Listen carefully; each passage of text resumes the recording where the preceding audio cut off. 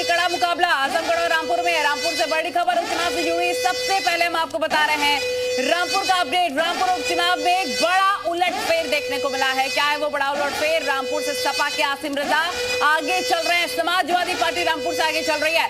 BJP Ghanshyam Lodhi पीछे चल रहे हैं। जहां पर सीधा मुकाबला समाजवादी पार्टी और बीजेपी के बीच में था, यानी कि रामपुर में, वहां पर समाजवादी पार्टी आगे चल रही है। और वोटों का अंतर कितना है वो भी आपको बता रहे हैं शिल्पा।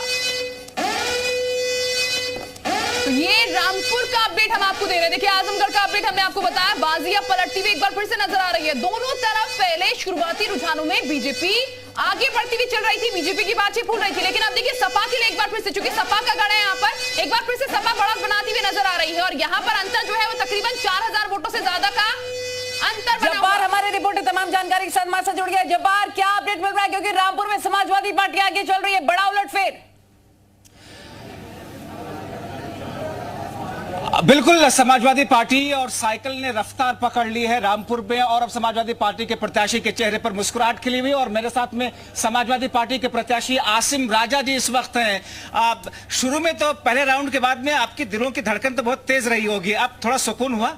नहीं, कोई तेज नहीं, हम शुरू से चल रहे हैं और अच्छे मार्जिन से चल रहे हैं और ये लीड हल्के हल्के बढ़ेगी अभी जी। अभी जितने राउंड की गिनती हुई उसमें आपको मार्जिन मिला है, लेकिन होना है 33 राउंड का। ये बढ़त बरकरार रहेगी, आपको ऐसा लगता है? ना, रहेगी बढ़त बढ़ेगी। अभी तो कुछ क्षेत्र ऐसा था हमें सिर्फ एक कॉन्स्टिट्यूंसी का विधानसभा की, जहां थोड़ा सा मार्जिन को लॉस हुआ है, और बाकी 4 विधानसभाओं में हम निरंतर बढ़त बनाए हुए हैं। ये बढ़त बढ़ेगी, आगे बढ़ेगी और ये जीत का मार्जिन काफी होगा। पहले राउंड में तो आप आगे गए, लेकिन उसके बाद में दूसरे तीसरे राउंड में रामपुर से और आजमगढ़ से दोनों जगह से बीजेपी के प्रत्याशी आगे चले गए थे, और ऐसा लग रहा था कि शायद वो बढ़त लंबी खिंच जाएगी। नहीं, कहाँ खींची? अब तो आप टीवी देख लीजिए, सब फिर रिपीट उन्होंने बदल दिया ना उसको, अब आगे है रामपुर। आपने फिर आज क्या मतगणना को लेकर के आपके मन में कोई संशय है, कोई सवाल आपके मन में है?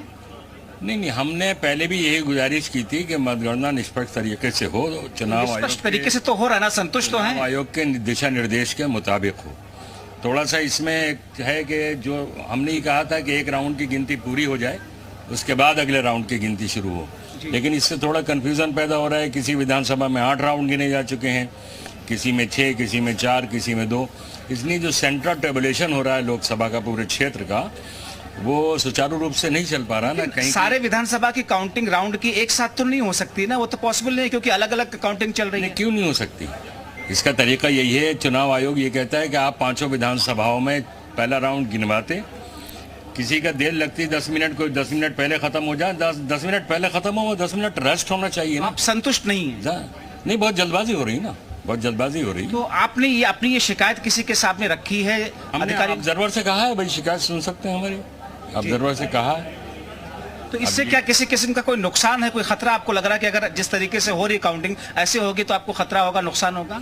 नहीं, देखिए, जब एक राउंड की आपने पता चला कि पंडाल में 8 राउंड गिने जा रहे हैं, 8वां राउंड गिना जा रहा है, घोषणा की है 2 राउंड की, 6 राउंड के रिजल्ट नहीं आए हैं अभी तक, तो कंफ्यूजन पैदा होता ना उससे। उन्होंने कोई आश्वासन दिया कि ठीक करेंगे, या यही पैटर्न रहेगा? आश्वासन बराबर ये दे रहे हैं कि फ्री बिल्कुल फेयर होगी।